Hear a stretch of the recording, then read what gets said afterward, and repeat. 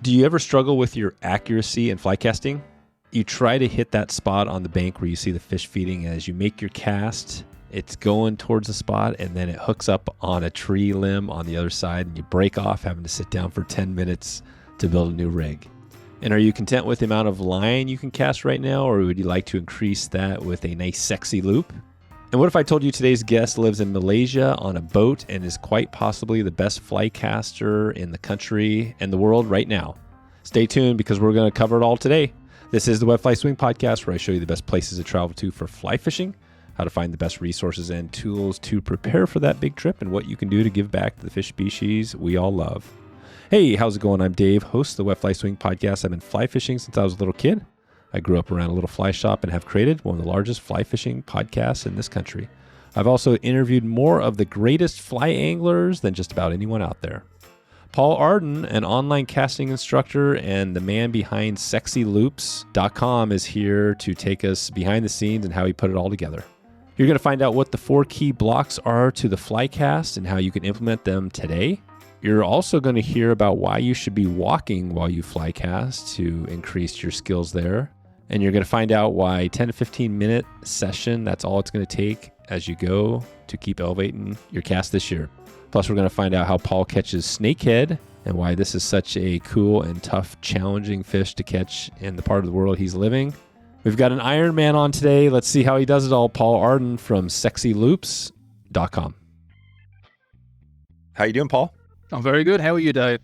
Great. It's really awesome to have you on the podcast. I've heard a lot about you over the years. I think probably from the day one that I started this, Sexy Loops was, I had heard about it. I knew, I'm not in the community all the time, so I don't know all the details. Today, we're going to talk about that, what it is, maybe what some listeners can, find a value in there. And also casting. Sure. You're an expert fly caster, certified, all that. So we're going to talk some casting tips. And then maybe talk about snakehead and some of the species. And I guess one other thing is we're talking about, where you're at and the unique place where you're living. But first, let's take it back to fishing. How'd you get into fly fishing? What's your first memory out there? That's a good question. So I started fishing as a kid, like with a net, catching little sticklebacks and sticking them in a jam jar and taking them back to my grandmother's house so they could swim around the kitchen and taking them back to the river the next day.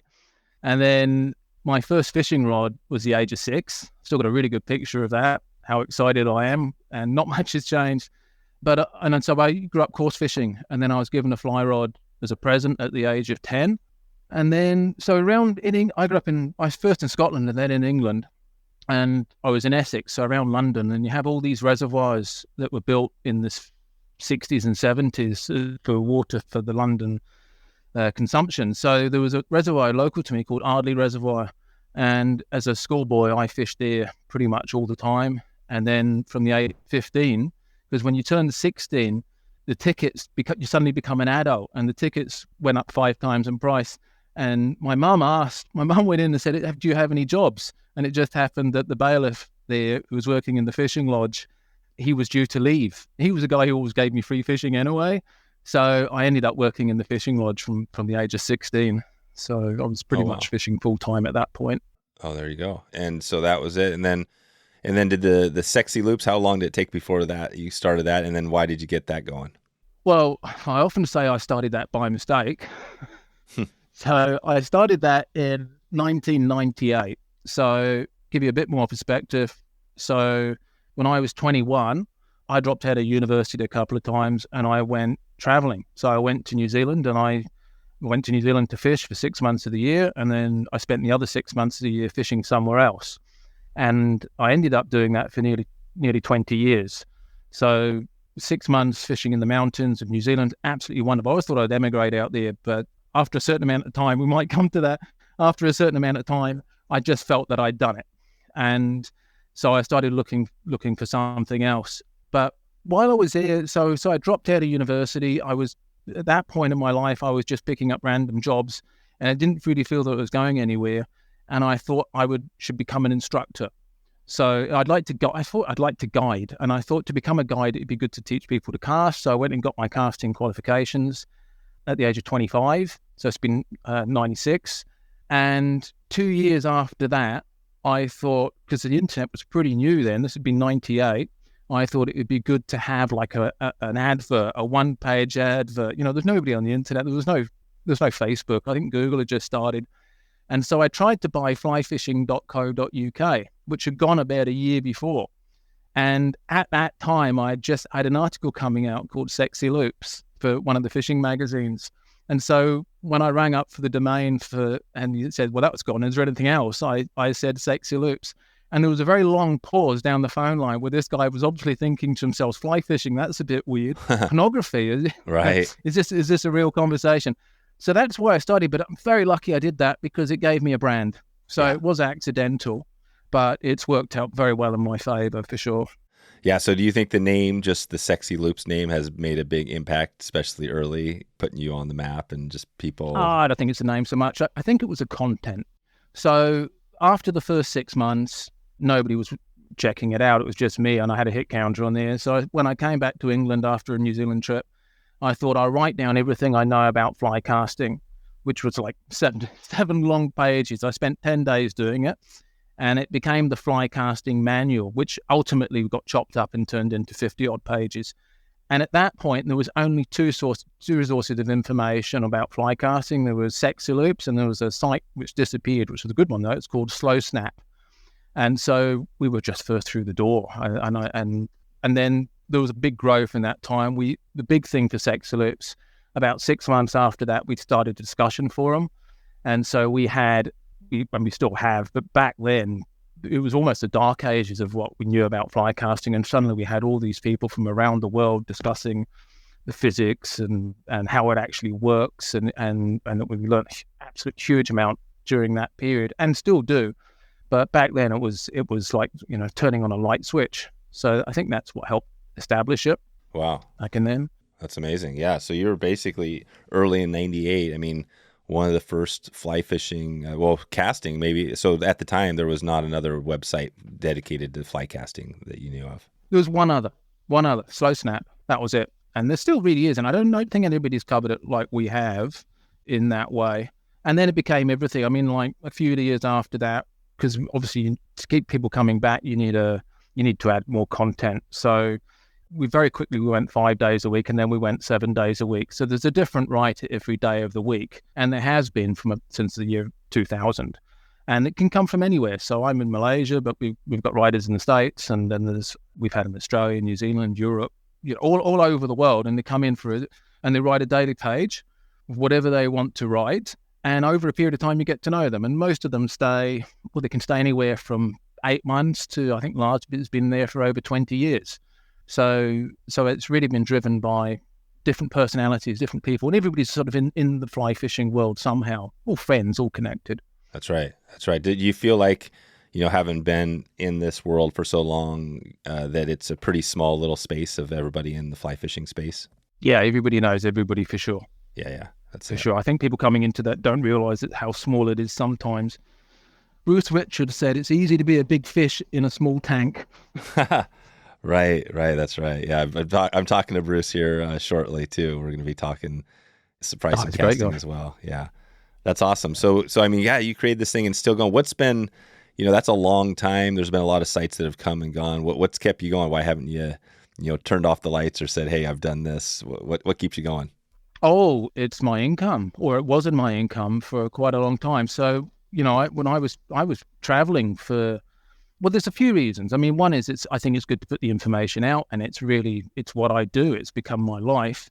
But there's no question. I mean, it's helped me live the kind of life that I wanted to go fishing every day. And so you need to earn some money. And while it didn't earn very much money for quite a while, it didn't really matter because I was fishing. And so I spent my 20s and 30s out there just traveling. I spent 6 months a year in New Zealand and 6 months a year somewhere else, and fishing, 330 to 350 days a year. And so there was a bit of advertising then before Facebook grew and Google. Facebook and Google sort of taken all the internet advertising. Yeah. But for 10 years, it was helping me travel and fish. Right. And was the income coming from like, what was it? Was it a monetized through like a group, paid sort of thing? No, we had direct advertising from the likes of Scientific Anglers, Sage, sure, Vossler. Oh wow! So various different companies at one point. And so that was partly it. And the other thing I was doing was I was doing one-day casting clinics for like 10 to 20 people. And I would do anything from, some years I would do 30 of those. So, but wow. After a while, everybody who wanted to be taught to me has pretty much been taught. Yeah, right. So that started to drop off. So you don't see a lot of new people coming in that need help with. Are you still doing some of the casting, like the one-day clinics? I've totally changed. So I'm doing something much better now. So I haven't done a one-day clinic in quite a few years. But during the pandemic, when we were locked down, my guiding business had to shut because nobody could get into Malaysia or out of Malaysia for 2 years. So my family were having a pub quiz once a week because everybody's locked down from all different parts of the world. They would get together and have like a pub quiz where they would, set questions and try to answer them and via Zoom. And I thought, I wonder if I could teach via Zoom. And one of the guys who comes over to me to fish, but mostly to learn to improve his casting, I said to him, well, you can't come next month because we're all locked down. How about we try Zoom? And we tried it and it's fantastic. And that's become bigger for me than the guiding for sure. So I'm close to 50 students around the world, but they're all booked on like 10 and more lesson courses. So I teach them for a year or sometimes 2 or even more years. I've been teaching one guy for coming on 5 years now, 4 years doing this. And it's brilliant. It's not the same lesson every time. It's constantly improving and you really get to work with somebody. So I get a lot of what I call intermediate level casters. There's all kind of levels, but there's your typical guy who's been fishing for 15 to 50 years, never had a lesson, suddenly goes, what would it be like if I was a better fly caster? And I seem to get them. That's it. Partly, I think, because of all the stuff I put out on YouTube. Sure. Wow, that's amazing. So Zoom has been, and we've heard those stories a few times of the pandemic and the changes, and it's actually worked out better for some people. So if somebody is listening now and they wanted to get a lesson, could they do that? Do you have availability? How could they do that? It depends where they are. If they're in Eastern time zone US, where you are, very difficult right now because that's, the 12-hour time difference is 7 in the morning for me, 7 in the evening there, and that's my busiest time. But anywhere else can be done. So West Coast or any other part of the world, for sure. I've Europe is fine, Australia, New Zealand's fine. But that Eastern time zone is really full. And I don't promote it very much. So maybe we shouldn't even talk about it, apart from just the fact that I do it. Yeah, that's fine. Because I don't really want to be turning people away, but I've kind of got to that point where I've only got room for like 3 or 4 more people, I think. Yeah. And that's all I want or need to do. Sure. That's amazing. Yeah, that's a good place to be. So, so Sexy, what would be, this is a challenge that we come to now that we have like over 600 episodes, organizing things so people can find podcast episodes. How do you recommend if somebody is brand new to SexyLoops and they want to learn just from the website, where do they go? How would they start? It depends what they're looking for. I mean, there is so much content in there. You can imagine over 25 years now and like 23 years of front pages. So there's tens of thousands of pages and it's very difficult. We are having a new website designed and very soon. And the idea is to build a glossary, like a fly fishing glossary, and then link it to all these existing pages as a way of finding the way around. So in a couple of 1 or 2 months, it should be a lot easier. Quite good for us too, because we can work out what we haven't covered. So it's quite difficult. But if one of the things I'm doing right now that I'm doing on the website is I did a collection of fly casting videos. It was originally an app just over 10 years ago. And the idea was you download the video, you go to the river or the lake, field, and you practice this cast. And so there's about 60 of these, I think. And this was 10 years ago. And a lot's changed in 10 years. I've done a lot of different teaching. I now use drills and exercises. I disagree with some of the stuff that I was teaching then. So I'm now currently going back through that on a week-by-week basis and doing another video parallel to it. And I think if you wanted to learn to improve fly casting, that would be a great place to go. So if you went to SexyLoops as a drop-down menu, I think it's called video or fly cast or one of those things. There's only about 5 things in there. You can go in there and that would take you to probably about 100 videos at the moment. Yeah, I see it. Teaching videos. Okay. We'll put a link in the show notes to that. I see it. It's Fly Casting Video Masterclass. Yeah, much better to find that way than YouTube or because it's some on YouTube, some on Vimeo, and they're not in order. Yeah. They're in order and they're talked about. Oh, perfect. Yeah, we'll get a link to that. It's awesome. Yeah, I see. And so the masterclass is a great resource. And so talk about a little bit, we're going to get into some casting tips and kind of some drills, things like that. But so you're in Malaysia. How'd you get down there? Have you been there a while, and why did you head down that way? Right. So I've been here for about just over 10 years. So as I was saying, I fished New Zealand for almost 2 decades, and that was my home. Arrive in November, leave in April, end of April. And I kind of felt that you're always learning. Every time you go fishing, you always learn something. But I kind of felt that I learned most of it, 9 years. I imagine it's like a jigsaw puzzle. Every time you go fishing, you get a new piece to the puzzle and you can put it in. And however long you do it, you always get a new piece. But after a while, the pieces are very small and you've done most of the puzzle. And so in that case, I think it's about 3,000 pieces. It's a big puzzle, right? And you've got all these pieces. But the best thing about fly fishing that I don't think hardly anybody ever talks about is you can go from being this expert in one area and go and change the fish, or sometimes just change the environment, and you're a complete beginner again. Right. And I don't know anything that's like that you can go from whatever you want to call it, expert to beginner, and start again and learn again. So that's always been I was looking for something else. My plan is to get out of here in about 3 or 4 years, buy a boat, buy a yacht, and sail around the world and go fly fishing for 15 or 20 years. So, but at that point, I couldn't afford the yacht. So, I had to find a way. I had to think, what am I going to do? I was overwintering in Hungary, got to Christmas, and it was like minus 20, and I was just lost the plot. So I thought, right, I'm going to go cycling. So I took my bicycle and I went with my fishing rods, and I went to Australia and started in Brisbane, and I cycled all the way around to Perth. And then I realized I really had lost the plot. I was fishing like 2 or 3 times a week, but it wasn't enough. So I went up to Exmouth and fished up there for like 6 weeks. And at that point, I was quite heavily involved in the FFF, the Federation of Fly Fishers, changed their name now. And I was on their international committee, and they had an examination in KL with about 25 instructors from Malaysia and Singapore. And so I was asked to come over to help. And after the exams, they took us fishing up in this jungle lake just north of where I am here. And I thought, this is fantastic. This is totally different to any other sort of fishing that I've done.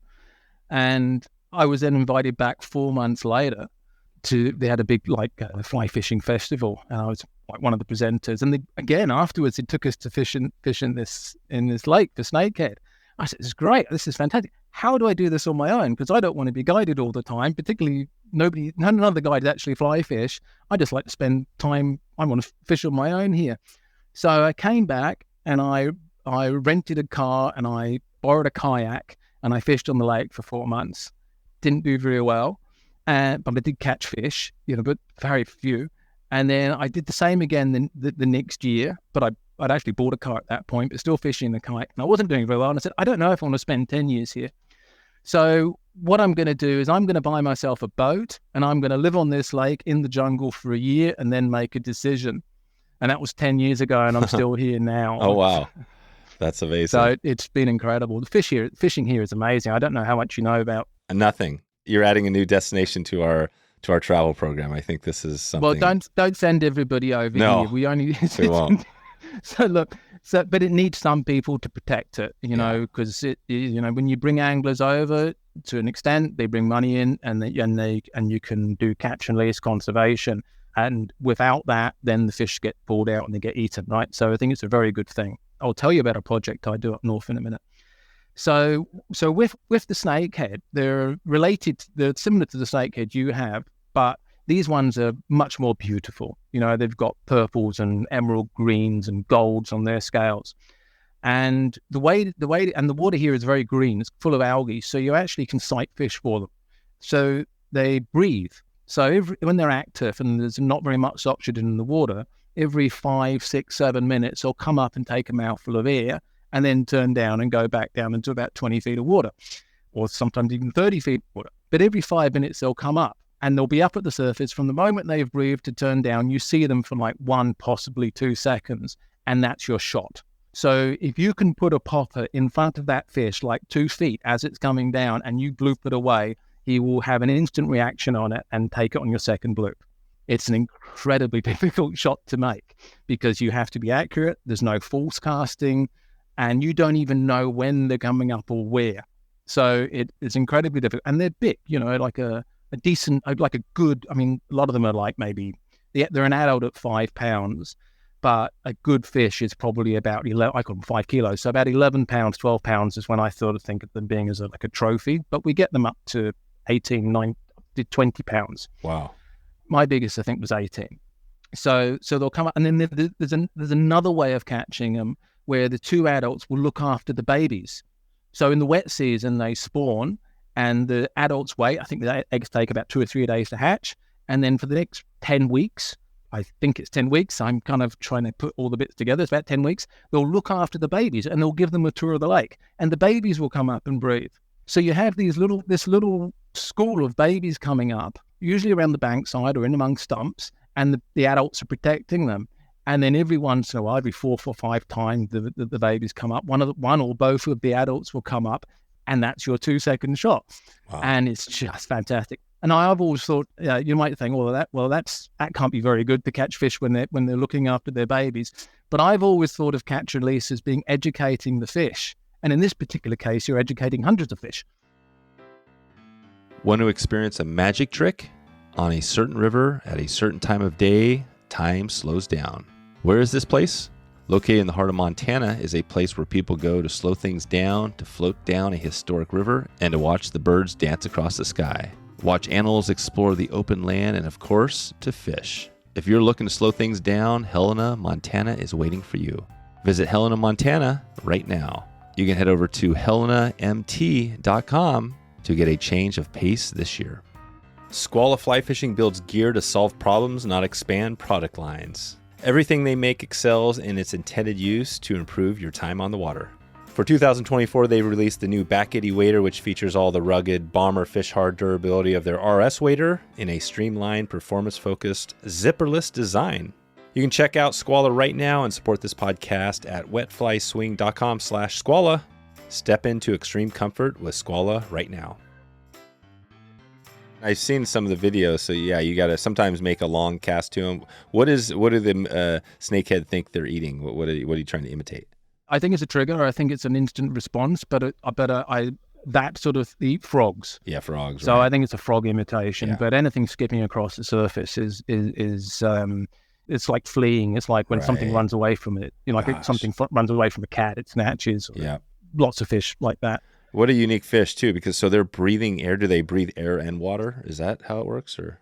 No, well, they've got gills, so they're a fish, so they can take the oxygen out of the water like the other thing. But what happens is when they come up and grab the air, there's like 2 compartments up behind their ears, up behind the top of their gills, where it will hold that air, so they can breathe. They will live out of water for 3 days, right? As long as they can stay wet. They don't suffocate; they just die of dehydration.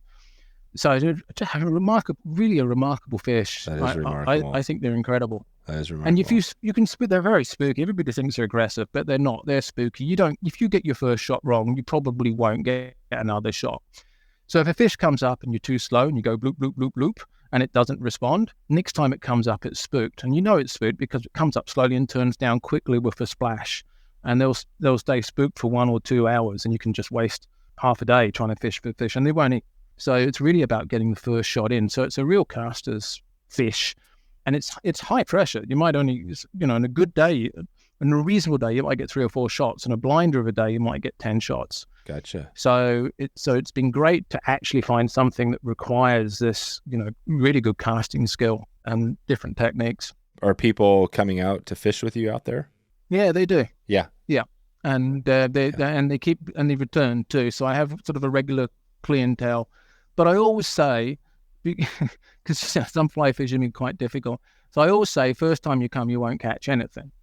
Now, that's not strictly true, but that takes a lot of people off from coming who would just expect to catch a fish, because it's not like that. It's extremely difficult. And if you catch one fish and I don't do trips of less than 5 days, if you catch one fish in that time, you're doing good. It's fantastic. Right. Now, when you've learned it, you get one, you even get sometimes 2 fish a day. And ultimately, I've got a second boat, so to go fishing on their own, because I know that's what I would want, and I just look after them and I can fish too. So very small, but it's always, I don't want to be doing it full time, but it's not, I really enjoy taking people fishing, and the right people, and seeing how they learn, how they actually cope with this. It's great. I see it as a challenge too. That's great. We have another fish called giant gourami, and they also grow pretty big. Like when you see them in open water, they're going to be 6 pounds and up. A good one is probably over 10 pounds. That would be a trophy. Even slightly less, not 8 or 9 pounds is a really good one. And they eat dry. In fact, they're omnivores. So they'll eat insects and they'll eat leaves, sometimes eat algae, sometimes eat figs. And like we have termite falls here. That's probably some of the best fishing I've ever encountered, where it's like an ant fall, but it's termites, and there's hundreds of thousands of them.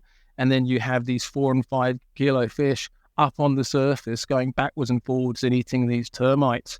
And then they're only going to do it for a little while. And if you put the fly too close, they're going to blow up. You put the fly too far away, they won't find it. You've really got to try and put the fly down first in their path, and the fly lands first, little rings come off it. And out of that sea of termites, it will pick your termite, because it's like it's flapped its wings and it's attracted to these little rings coming off. And that's extraordinary fishing. So I'll tell you something about that. So one of the guys I was taking fishing, this was quite a few years ago, there was a cicada fall, and for probably about a week, and these fish were eating cicadas. Hasn't happened since. We haven't had that species of cicada, probably, is why. And he caught one. He caught one about just over 4 kilos, fantastic fish. And then the next day we found another one, and he put the fly out, and this fish came up and looked at the fly and it's looked bound to eat. It's like balancing on its nose, and then sort of drops off, and then comes back and looks at the fly and from a different angle and balances it. And we're all about, what's going to happen? And then it sort of dropped back again. One point it comes to along the line and looks at us in the boat, and then goes back along the line and looks at the fly again. And eventually, this has gone for ages, and eventually we hit the bank, and the fish just swims away. And I look at the timestamp on the photos, and it's been looking at the fly for over 5 minutes and refusing it. So 5-minute refusal. So as soon as that happened, I thought, this is a fish that really interests me, because there's something else going on with this fish. There must be some sort of intelligence for this to be happening. And so on my boat here, I have a little aquarium.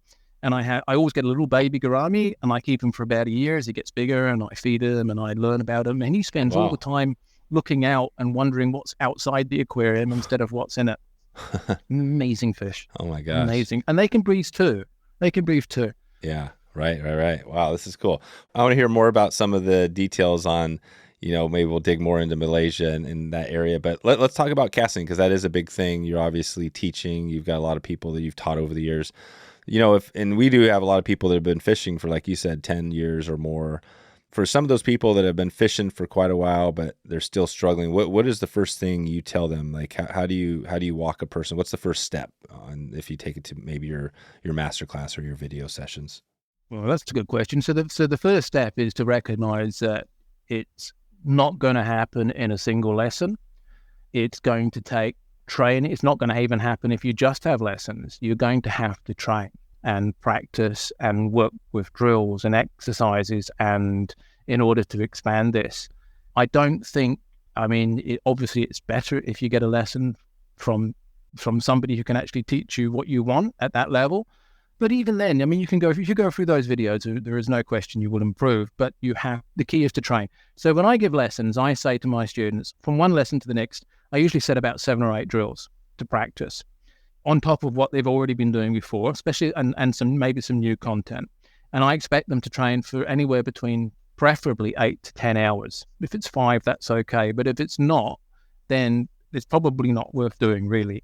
If you're not going to practice it, it's kind of pointless. Right. So 8 to 10 hours, is that over a month or a week or? Yeah. Well, as long as it takes. It could be 2 weeks. It could be a month. It depends. It depends how the guy's going. But, it's better to practice little and often. It's better to practice 15, 20 minutes a day than like 2 hours on Saturday, So it's better to try to have a rod and keep a rod set up, get some targets out and try to hit them on a daily. And you have to try and to build it from that perspective. But I can tell you, I book 10 lesson blocks, and after about 8, 9, 10 lessons, the guy is absolutely transformed. So that's about 80 to 100 hours of practice. So that's what it takes. And that's not a great deal if you think about it. If you want to be a really great caster, you just know that you have to structure, over 1 or even 2 years, if you want, 80 to 100 hours of practice, you can become a good caster, right? So that you don't think about it, so that you don't have any problems, so you don't have tangles or tailing loops, and you can extend your ability. So that's sort of how I look upon it. So they need to train, need to practice. That's it. And probably a good way is to video yourself as well. Oh, and video. Because you often don't know quite what you're doing. You think you look great, but same with me. I do triathlon, and I got some swimming coaching, and I thought I looked fantastic. And then they put the GoPro under the water, and I looked absolutely awful. But in my mind, I was this graceful swimmer. And it's the same with fly casting. So if you can you can set your camera on a tripod and video yourself and actually analyze it from a few different angles, and you can kind of self-teach yourself in that respect. Yeah, that's awesome. What are a few drills, maybe 3 drills or something like that people can utilize? At what level? Let's just say it's somebody that is a pretty good, they can cast, right? But they struggle maybe with the double haul. They struggle with casting far and they're just they want to get more accurate. Oh, there's a whole bunch of different things in there. Yeah, well, distance and double haul and accurate is all a bit different. In that course, I would go right down to the beginning sometimes, because most people who have self-taught and never really done, or even sometimes had lessons, have never really trained practicing with a very short line. And so I recommend practicing with 6 feet of fly line plus a leader, just making nice controlled loops in all angles, all planes. That's one drill. And then add 6 feet of line, and then repeat, trying to keep these narrow loops, and do it in a way that you can watch your back cast and forward cast as well, because lots of people have never seen the back cast, and so they have no control over it. So there are some drills and exercises on that. There's one where you just make back cast on, like you stand side on and you make a back cast and you put the line on the ground, and then you make a forward cast and you put the line on the ground, and you can shape the loops. And then, so I would take that, and then I would go from that, going through all the different planes. So horizontal to vertical, gradually, and then over to the other side, because you need to be able to cast on both shoulders, right? And then, so that's one. And that would be good for everybody, but it's certainly very good, particularly for a beginner. But if somebody's never done it, I think that's a really important one. A second one would be to be able to, I've just put these up last week actually, would be to control loop shape. So start it with a narrow loop and build it to a wide loop, and then a very wide loop, and then build it back down again. So you've got the control over the size of the loops. And once again, you can do that at different lengths. So you can start with 6 feet, then go to 12 feet, then go to 18 feet, and then go to 24. So you're constantly working on this ability to turn the line into a loop and how to shape it. And then the third one's really surprising right now, and I've been using it for about a year. And it's both of those things combined, but instead of standing in the spot, is actually to walk around the casting field while doing this. And it somehow unlocks, because sometimes I think people when they're standing in one position, it's all very robotic. But you get somebody moving around, everything becomes a lot more fluid. And when we walk, we don't think about how we walk or how we move our legs. And that's kind of where we want to be with casting. So we can do the same thing and just studying the loop. As I say, I put that one up last week. And those are the ones I teach beginners, but I also, I teach those to people coming in. If you're looking at higher level caster, like let's say they're casting 70, 80 feet, which is about where a lot of my go, that would be a measure, right? So I look at single-handed fly casting as being 4 blocks. You have accuracy, you have distance, you have all the spay casts, and then you have the presentation casts. And these are like your 4 cornerstones. Now, accuracy isn't just about hitting hoops. It's about different presentations. It's about trajectories. It's about loop controls, all sorts of stuff involved in that. But I would then divide my time into those 4 different blocks, which also keeps it interesting. You're not always working on the same thing. But certainly having 4 hoops, say 2-foot hoops diameter, and throwing those out and going around like on competition rules is a very good way of training your cast just to be accurate. So you learn loop control, hovering the fly and put the fly down. Distance is also a really good one, but I think it's more important to work on that shorter line control first before building up to that. And then the haul, I've got some really good hauling videos up there, because the haul seems to be taught until people can double haul. Like they teach the double haul and then they walk away and that's it. Like there's nothing more to learn. I mean, there's a lot more to learn than just, pulling the line through the rings, is how we use our body to do it and the timing and how we accelerate. So develop it. A lot of the people's casting problems to do with the haul probably is not a very good foundation, but there's a lot more there. So there's a whole bunch of videos on hauling on there. I think there's one called Intermediate Level Double Hauling on YouTube, which is a great video for that. Okay. Yeah. Intermediate double hauling. Good. Okay. Yeah. I mean, that's the thing about casting. There is a lot. I mean, I think it's sometimes being able to break it down like you're doing and figure out like, hey, if I want to increase my distance, what do I need to do? And it sounds like starting out from some of the basics is the better thing. I mean, do you find that a lot of people when they come in for your classes, they're doing a lot of things that they kind of have bad habits that you have to fix first? Well, yes, but I'm not sure I'd put it that. They seem to be locked in one way of casting. And there seems to be an idea that there is one ideal way of casting. But if you look at all the good casters, they all cast a little bit differently in a way. And we all have to have flexibility in our stroke because, there's structure and there's overhanging trees and there's wind. We never make quite the perfect cast. So we need to have variety. We need to be able to adjust our stroke according to the conditions. So a lot of people come very locked in one way of casting the rod, and I think so that I try to break that. But as saying, I don't know if it's necessarily bad. I wouldn't necessarily call it bad technique. I mean, obviously, the thing is, there's in fly casting we have a use for everything. We have a use for big loops that collapse. We even have a use for tailing loops because we want different line configurations. But one of the differences to go from an intermediate to high level, like an advanced level caster, for me, it's not so much about forming the loops now. It's more about how the body moves a rod, and it's more about how is the efficiency of moving and how is the rod being translated and accelerated through the stroke. So it's more about pattern, about which like if you put a filter over, like a matchstick man filter over somebody moving, and you just look at the joints, and then how that's applying force to the rod. And so sometimes to get somebody from an intermediate caster into an advanced, you have to take their stroke, what their current cast, and when you start changing things, it becomes worse. The loops become worse. Oh, right.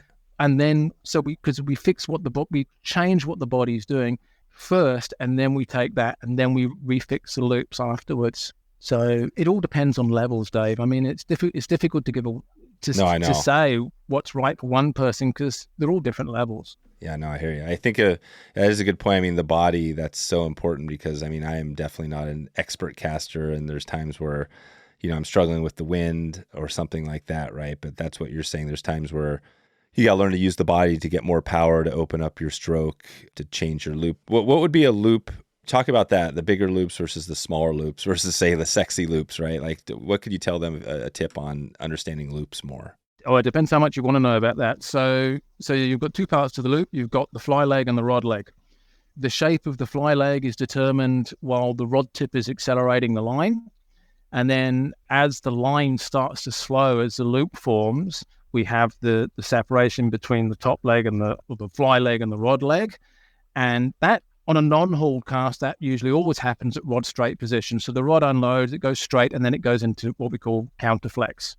And so everything in the fly leg of the loop is, if it's a non-hauled cast, because hauling can change it, from the start of the stroke, which is like a rod straight position, as we bet the rod accelerates, we bend the rod, and then we usually might stop it or slow it, and the rod unbends and it passes straight position, and then it goes into counterflex. So the fly leg, the shape of the fly leg is determined by the path the rod tip follows as it accelerates the line. And then as the rod sort of bends back down into this counterflex, that then shapes the rod leg of the loop, okay? So the fly leg of the loop is the rod tip path as it's being accelerated, and the rod leg of the loop is as the rod tip dips down after rod straight position and then recovers. So if you know that, you know the point of the loop is when translates back to when the line was traveling quickest and the moment it began to slow. You know that like in the SexyLoops, you've got that little kick down at the bottom of the loop. That's caused initially by maximum counterflex. That's put there by the rod tip as it's dipped down into max counterflex and then as it's come up. So that's what's put that V in the bottom leg of the loop. I'm sure that's too much information. Right. We'll watch some videos. We'll watch the videos on it. But I mean, essentially, when you shouldn't have asked me. Yeah, I mean, describe a sexy loop. What is a sexy loop? Describe that. Oh, look, it's just a name. I don't know. It's not even. It's just a name. It's just a name we came up with. I think of it like a tight loop, right? That's a sexy loop, something that's nice and long. Yeah. Right. I don't know what is sexy. Yeah. I don't know. Right. So you could have a big, wide, It's in the eye of the giant. beholder. Yeah. Yeah. Okay. Okay. So we don't have a definition of that, but talk about that. So when would you have a giant wide loop, versus a nice tight loop? Oh, well, you got a couple of options. If you've got like a sink tip line, or you've got even just a big heavy fly or a big popper, you're going to open up your loop. But you can also open it up to collapse it intentionally, so you've got slack line in the leader. So there are times you'll want to open up. And over a long length of line, let's say you're in a competition and you're carrying a huge amount of line and you're coming forward and you're forming a loop. If you form it, because as the loop unrolls, it starts to get tighter, it morphs as it's unrolling. If you start too tight, it will actually morph into a collision. So the size of the initial loop has to sort of be proportional to the distance you're casting. Hey anglers, there's a new story to be told with every cast, and the storyteller, the Yellowstone 2 fly rod by Jackson Hole Fly Company. At its core, the Yellowstone 2 boasts a fast action design constructed from IM8 graphite. Enhanced with titanium line guards, the rod promises not just distance, but precision, making every cast an extension of your intent. And with resilience against wear and tear, this rod is designed for both the passion of today and the challenges for tomorrow. Featuring a moisture-resistant Portuguese cork grip and a distinctive transparent burled maple reel seat that seamlessly pairs with our Yellowstone Grizzly fly reels, this rod masterfully combines function and finesse. Crafted with love, designed for excellence, the Yellowstone 2 is more than just a fly rod. It's a companion for every adventure, every solo, and every memory on the water. Learn more at jacksonholeflycompany.com. So it's, a lot of this, it's hard to dig into because we don't have we can't see it. But that's a great thing. Like you said, we got that series, the master class, and all that stuff to look at. Anything else you would highlight just from on the casting, like where people could take it to the next level? If somebody can't take your master class or can't take, sign up, is it watching the videos? That's a good start. Yeah, watch the videos. There's currently about 4 hours of videos here all set up, and there's going to be another 3 or 4 hours coming up. I mean, you could go through that for sure, and it's going to make you better. It always has over the years. There's lots. Even the manual would help that we wrote 25 years ago. But the videos, I think, would be the best thing to go. Go to that drop-down menu and go to the videos and just go through them in order.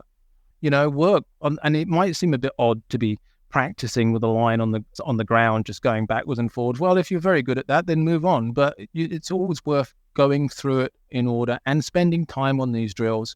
You're not going to become a really good caster by just fishing. It just doesn't happen. So you need to spend time away from that. It's like if you're a bow hunter, you're not just going to spend your time trying to shoot pigs, are you? Right. You're going to practice. And so it's exactly the same thing, particularly, so you might have a lot of trout fishermen there, and then they might have an annual tarpon trip.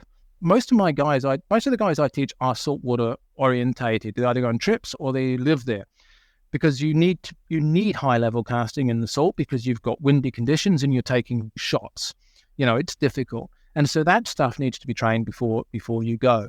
Like 2 months out, I would get the rod out and put a tarpon fly and cut the hook off and practice on the grass, just being accurate and controlling that line and line in the hand, just like you'd have in the boat, all coiled up, fly in the hand, and learning to make those shots, so that when you go down there, the first shot with your tarpon rod is not the first cast of a tarpon rod in a year, but is something you've been working on for the last 2 months. I think that would make a lot of sense, and that would apply for any destination, and vice versa. If you've got saltwater fishermen going up for trout fishing, they probably want to work on their slack line casts and roll casts and so on.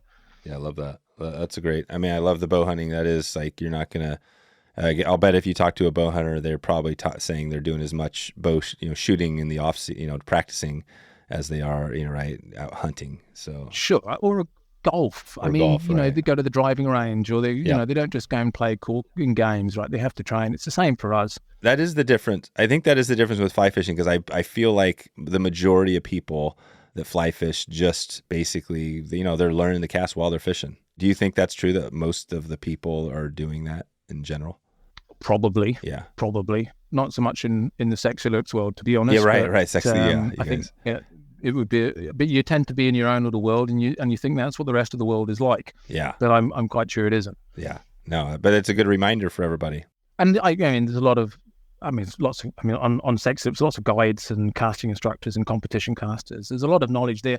You could another way you could do it, instead of just going and looking at the videos, we have a discussion forum, and you can join the discussion forum. You can ask any question, and you're going to get not just an answer from me, but you're going to get an answer from 20 or 30 other guys, and you'll get an answer in a different way, which can be useful. Because the answer I might give might not quite resonate with you, but you might get an answer from someone else. It's just go, that's what I was looking for. You can even post a video. You can put a video on YouTube, upload it to YouTube, and then post it on the board and ask for critique, and people will help. Yeah. How do you get to the board? So on the drop-down menu, there's a discussion. You'll need to email me to get a login, but that's easy. I did that within 24 hours. Oh, okay.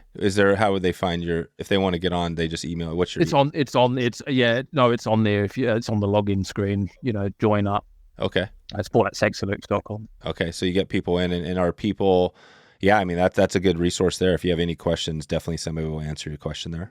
Yeah. And not just casting, but anything. There are fishermen all around the world, and if you don't know personally, we probably know somebody who is. So we get lots of questions come up. It's always interesting to us. It's nice to have new people coming in and asking questions. It keeps the conversation more alive, instead of we can end up going down a rabbit hole sometimes and discussing quite meaningless things for weeks. Right. Yeah.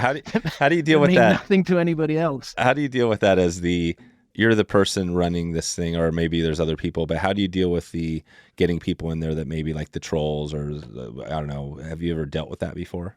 We have had a few. They tend to disappear quite quickly, actually, on SexyLoops. I think it depends on the nature of the troll, but some trolls just like to instigate problems, but most of the time they're often out of their depth. So I don't know, I don't rise to it, and lots of people don't. So I think that's the easiest way to do it. For troll, you just say, yeah, you're right, and eventually they get bored of it. Right. Gotcha. But how do you deal with all the content? Is it just literally, I mean, are you monitoring all the posts over the year, all these 25 years? Have you been the one reviewing that, or is it just people are posting? Yeah. Yeah. Well, I've read it, but sometimes if there's a conflict, I'll hear about it quite quickly, but I've probably read every post.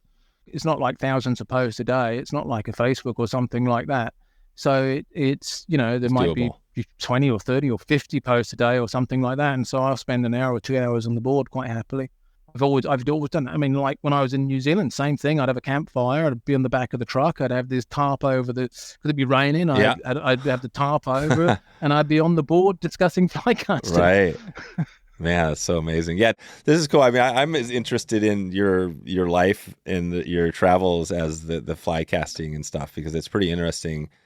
What you've been doing, and I want to take it out of here. We're gonna keep you going a little bit here, but we have a section we call our conservation, corner section, where we always love to talk about conservation, and that's a big thing for us. This one today, I'll just give a shout out to Yellowstone Teton Territory, and this segment's presented by them. We're doing a trip. We're doing a Euro school with Pete Erickson again this year, heading over to Eastern Idaho and on all that, but. Talk about that. Like, I want to get into, the conservation and stuff, but talk about your life, where you're living right now, and what is that like? Well, that's fantastic. I'm happy to follow up the conservation here, because I've got a very interesting story on that. Yeah. So about 5 years ago, I wanted to talk to the park manager, because this lake I'm on, it's a labyrinth. It's 80 kilometers long, 50 miles long. And it's divided into two zones. There's Royal Bellum at the top, and there's Temangor at the bottom. What's the name of the area, the town or area you're in? Well, there's no town. It's the jungle's called Belum Temangor. How do you spell that? Belum is Belum, and Temangor is spelled in a couple of different ways, but Temenggor.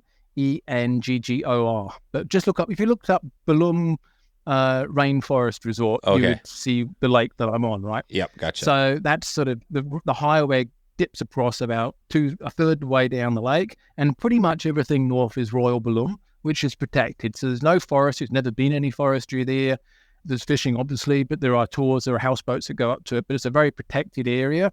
And there's an indigenous population of the Orang Asli. Orang means man, and Asli means original. So it's like the original indigenous Malaysians live here around on the lake. And this lake was it's actually hydroelectric. It was flooded in 1970, so it was actually a jungle here.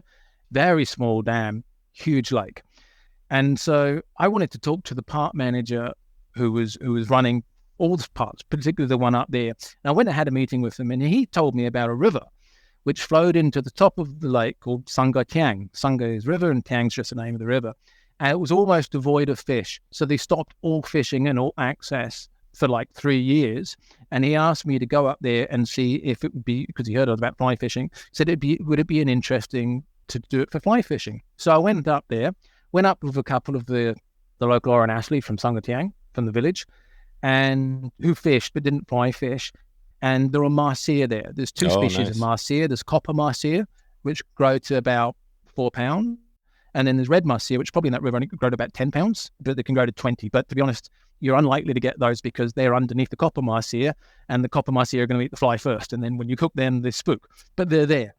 And then there's a third fit, but it's very much like trout fishing. In the way they behave, they eat dry flies, they'll eat nymphs. There's a lot of bow and arrow cast underneath trees. It reminds me very much of trout. Hopper droppers are good in some places. Some bits a bit open, look like a bit like New Zealand. And then with another fish up there, the jungle perch, which we have in the lake here, but up there you can sight fish for them, and they can be 4 kilos, and they're eating bait fish, and they just hunt around in packs. So that's a fish that I've had one of those in, one big one in, but it's definitely something that could be targeted up there as well. But most people got there for the marcia. So I went up there for 3 or 4 days, and I came out and I met the park manager, and I said, this is fantastic. This could be really good because it's only just recovering now, and there's a lot of fish in the river, and just think what it's going to be like in a few years. And I said, I'd be interested in helping. Obviously, part of that is because I'm interested in fishing it. But I said, I'd be interested in help. I can train the Arden Ashley to become fly fishing guides, or at least understand what a fly fishing guide has to do. I'll teach them to fly fish. I'll help market it, and I'll tell you how I think it should be done. So it's usually a 5-day fishing trip or a 6-day fishing trip. We've only just opened. We've only just had guests in. This was like 4 years ago when we started this. We're at the beginning of COVID. Or just before the beginning of COVID. And so it's catch and release fly fishing only. It's divided into 5 or 6 beats. So you go through, they usually pull up a boat behind you with all your stuff so you can just fish. They'll set up a camp for you. They'll feed you. The idea is to fish through in the morning, and then you camp there, and then you fish around the camp in the evening, and then you move on up the river. So you can go up the river 15, 20 kilometers, 15 miles or so, and fish a lot of the river. It's completely wild. Nobody else can go there. The only people who can go there are people studying wildlife. Very few people go up there to do that, and the Arden Ashley hunting parties and fly fishermen, right? So you never hardly ever see anybody there, and it's incredible. It's 80 million year old rainforest that you'll see tiger prints. Hopefully won't get eaten by a tiger. We haven't lost anybody yet, but it's incredible. But anyway, so I set this up, trained them. I've trained 7 of them, and it's their business. I make nothing out of this. They own it. It's their business, and all the profits go to their village community. So they can buy school books and boats and lighting and whatever. So for me, that's a great project because it protects the river, and it ticks 2 boxes. It's really good for conservation. It's all catch and release, strictly catch and release, barbless hooks only, really good handling of fish, minimal handling. And then it's also very good because it gives these people who've got very little money, it gives them a job, and it gives their village money. Wow. And it's sustainable. So I'm very, very excited about that. And I put out a GoFundMe for this because they didn't have any backpacks or anything, and we brought in $5,000 or $6,000 just for their camping gear. But loads of guys on SexyLoops they went to their shed and they found rods and reels and vices and stuff and fly tying stuff they didn't need, and they sent that over.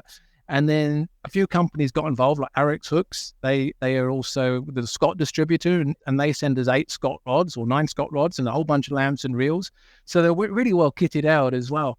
That's awesome. So I'd love to do more of that in the future. That's one of my plans for SexyLoops. Sounds like a great program. Yeah, first we really have to get this one cranking. Yeah. How would somebody track that if they wanted to get connected to that opportunity? How would they? We're going to start a website in the next month or so, but the easiest way is to go through, once again, connect to me, and I'll put you in touch with them just on SexyLoops for now. So you just email me. Best time of year is January, February, March. It doesn't rain here at all. So the river's gin clear. doesn't rain at all. But November, December, it's a complete washout. That's our wet season. Even into April's good. And then I think in the rest of the year, like May, June, July, August, September, it can be good, but it's also risky. But those first 3 months of the year, they're pristine. They're prime time. It's not going to rain. Okay.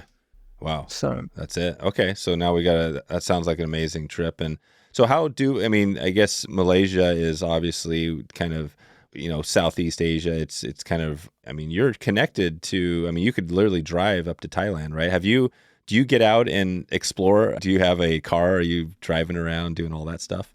Yeah.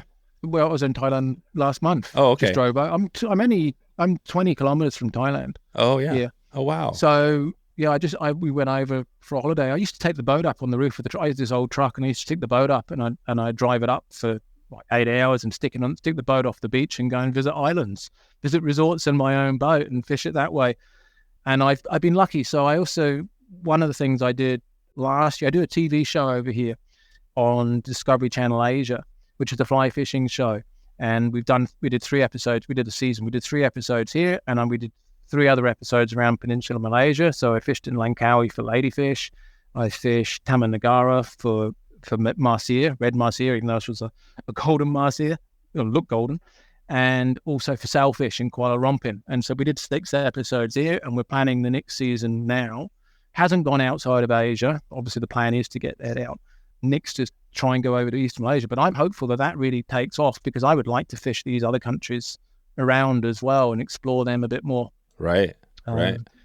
So I do a bit of that. But I'll be honest, I like being here too. You do? Yeah, it's a bit of both. I like being here remote, living in the jungle, I'm the only person here. I'm connecting right now via Starlink.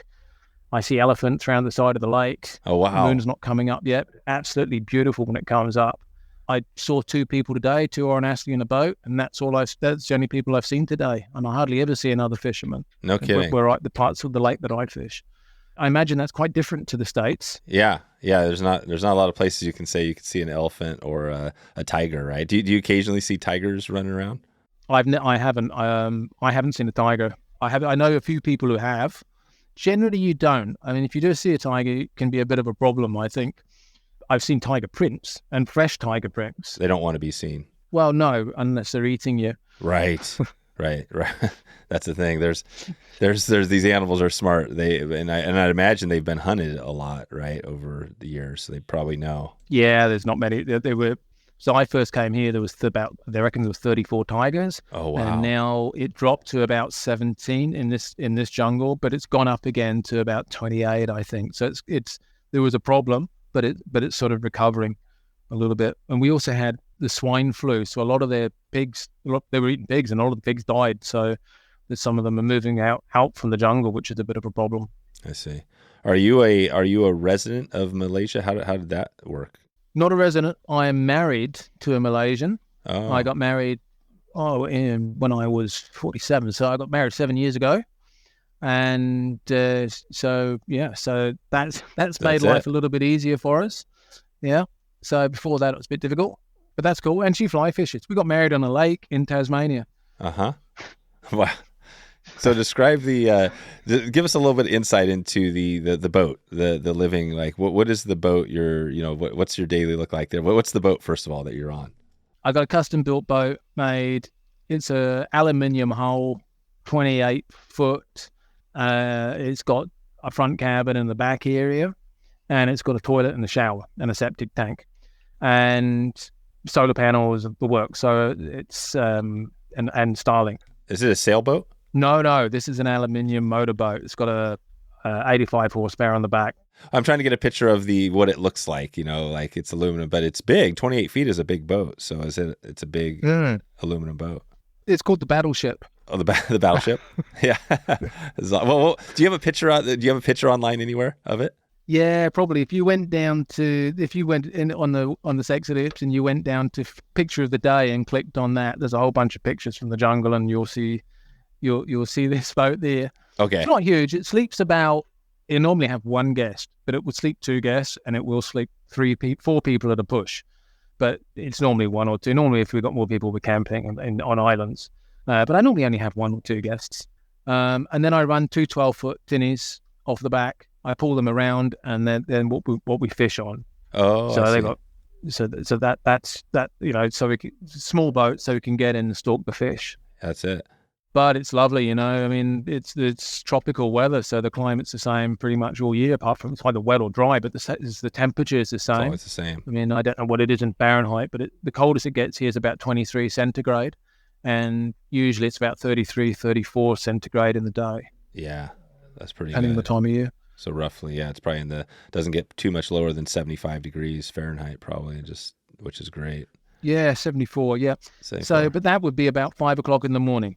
And every day, the typical average climate here is about 93 Fahrenheit in the day. That's typical.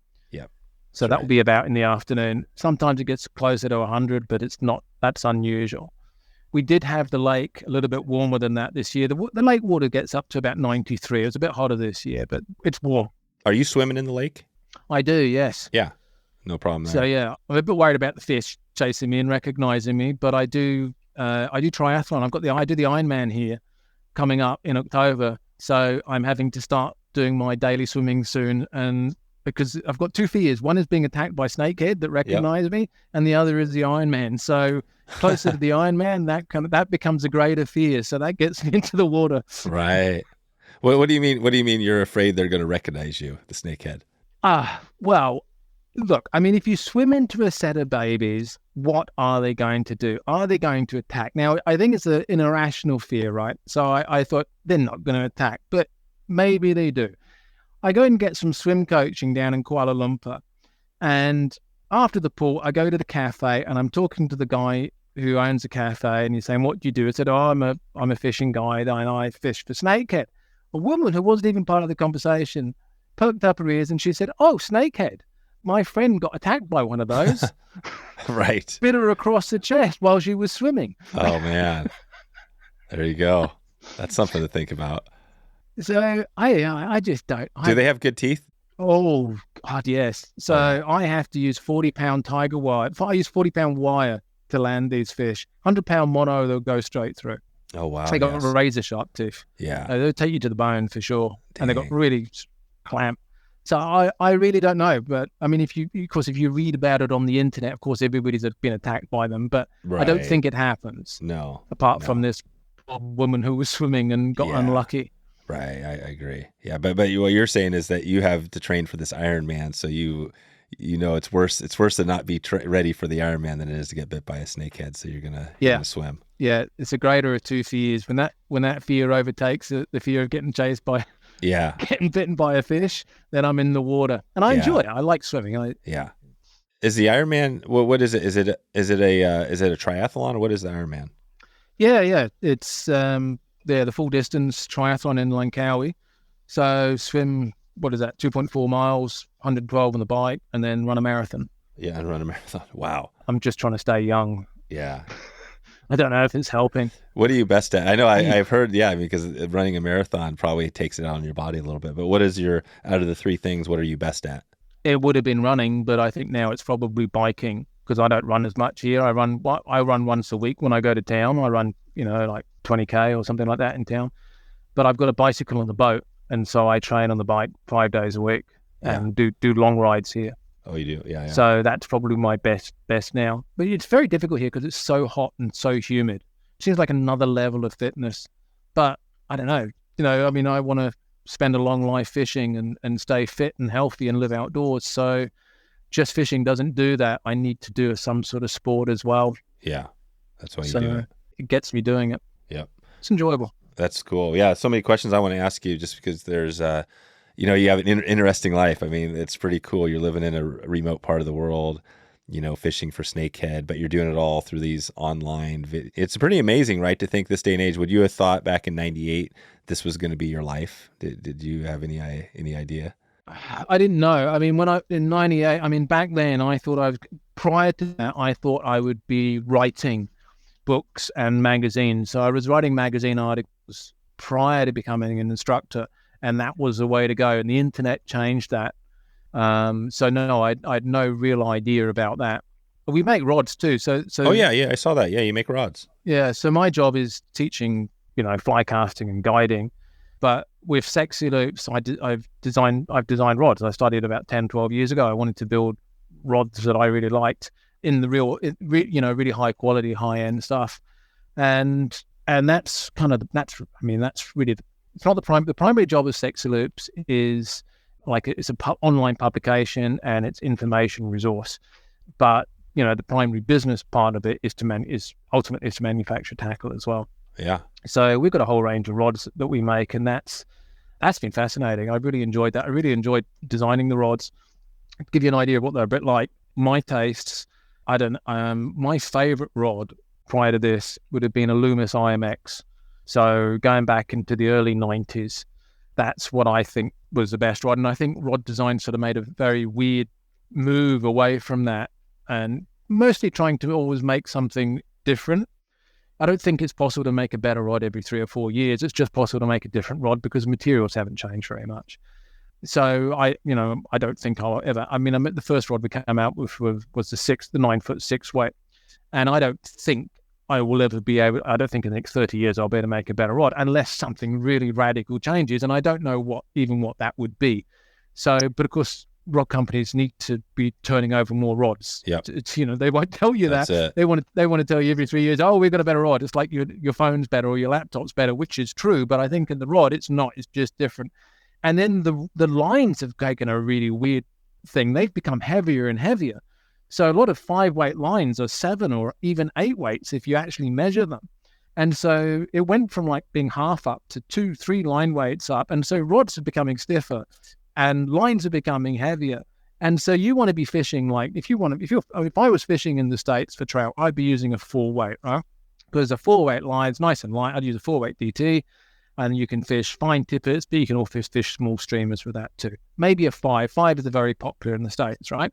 But when you put a 7-weight line on it, it's not now a 5-weight, it's a 7-weight because it's really the line that determines what's happening. It lands more heavily. You can't fish the fine tippets. So it's been absolutely crazy. So the problem is people buy rods first and then ask what line to put on it. Right. What they really should be doing is buying the line first and asking what rod to use with it. And then the market would be totally different. Right. And the line's the most important thing. It's not the rod, it's the line. It's the line that you're casting that matters, after the fly, of course. Yeah, that's right. Do you do any of the kind of fiberglass? Are you into that? No, I don't like. My first rod was a fiberglass a long time ago. What do you think about the fiberglass? You see a lot of fiberglass. It seems like that's a hot topic, the last few years. Well, I liked what Peter Morse said from Australia. He said the great thing about fiberglass rods is they remind us how good carbon fiber is. Right. That's right. So he doesn't think very much of them. I think they've got a use. They're good if you're fishing in the sticks and you're bashing the rod tip. They're a bit tougher for that. We have a prototype 12-weight, which has a fiberglass butt, because you can really apply the pull onto that because it just bends straight over. And so you're basically fighting off the butt and the whole carbon bit straight. So we have got a fiberglass butt. But me personally, no, I don't like that. But I think my personal thought on that is one of the reasons fiberglass became popular is because many carbon rods became unfeeling and very stiff. But if you go back 30, 40 years, they were never like that. And so it's design that's taken it that way. But if you have a really nice carbon rod, I don't think it can be better. Yeah. So that's how I see it. Yeah, that's right. Nice. Well, this has been awesome, Paul. I think there's so much here. We'll maybe check back with you later and see if we can follow up on some of this stuff. Do you want to leave us with, maybe you've talked some tips and kind of tools, things like that. Snakehead, you talked about the popper. Let's just leave it there on the snakehead. What would be something, a tip you would give somebody if they ever were fishing for snakehead? Right. Where? Here or there? Well, I guess, yeah, it probably is a little bit different here, I'm assuming. I think it's different there. Let's say they're planning, they're going to be meeting you, they're going to be fishing out with you at your area there for snakehead or in Malaysia. So, yeah, well, as I said, the first time they come, they probably won't catch anything. But what I've done to change that is I've started coaching them 2 or 3 lessons via Zoom before they come. And generally working 3 to 6 months out, even sometimes a year out. Because what you need to do, because this shot, right, you start with 6 feet of fly line outside the rod tip plus your 9 or 10 foot, your 10-foot leader, right? And then your fish might rise 50 feet away at an angle. So on the lift, you have to go from 6 feet and you have to slip through your hand. On the lift, you have to slip that line off, and you can probably slip another 6, 8, maybe even 10 feet as you make the lift. And then you just touch the line at the beginning of the back cast. And as you're hauling, you're actually slipping the line again. So there's a very tiny moment when you actually touch the line. And then on the forward cast, we're also still slipping the line, and then we grab it. And just as we're applying the final rotation in the forward cast, we put another haul, and then we're slipping the line through the hand again, and then we're catching it and ready to strip. But the hardest thing is nobody ever does that usually. Nobody slips line on the lift. And so if I gave somebody a lesson when they came here to show them that shot, and then we immediately went out in the boat and they made that shot, they would do what they would have been doing before they come, because this has to happen automatically. It has to be ingrained behavior. So 3-6 months out, you have to completely change that behavior so that when you come here and you have to make a shot, you immediately slip, shoot, and everything happens. Then it's not that difficult, but it has to be automatic and happening under pressure. That's perfect. So that's the first thing. It's that ability to slip line on the lift and immediately shoot. It's a great skill to have. It's not just for snakehead. It saves a false cast as well. That's huge. Well, I think we'll leave everybody. The call to action for everybody here listening is that, practice, right? I think you said it, 15 minutes a day over a period of time, practicing some drills. I think we'll, leave everybody with that today. So cool, Paul. Well, I'll send, SexyLoops.com if they have questions for you. And I appreciate all your time today and the resource. I mean, over the years, 25 plus years, it's been amazing. You're still going strong. So it's been great to chat with you today, and looking forward to staying in touch. Yeah, thank you, Dave. Nice to meet you. Nice to chat to you. Hope we meet again. Okay, where are you heading next? Is Malaysia on your itinerary? Is it on your bucket list? Are you thinking about heading that way down to Southeast Asia? It sounds like he is in a spot that is pretty magnificent, right in the heart of what sounds like a national park, catching snakehead. Pretty amazing to hear the story from Paul today. If you get a chance, please follow this show. That's the best way to assure that you get that next episode delivered right to your inbox. Okay, quick shout out to the Euro School. We have a bunch of big things going on this year, and we do have one spot available for the Euro School. It popped open. So if you're interested in fishing with Pete Erickson, Brett Bishop, two of the best in the world, we're going to be up in our Euro game. This is the chance. Send me an email, dave@wetflyswing.com, and I'll let you know if that spot's still remaining right now. We're heading to Idaho, and we're checking out a new spot this year. So this is going to be a great trip. I hope to see you there. Check in with me, dave@wetflyswing.com. I'll follow up with you on availability. All right. Thanks for checking in today. I hope you have a great afternoon. Hope you have a great evening or a great morning, wherever in the world you are. And I appreciate you for stopping in and checking out the show. We'll talk to you soon. Thanks for listening to the Wet Fly Swing Fly Fishing Show. For notes and links from this episode, visit wetflyswing.com.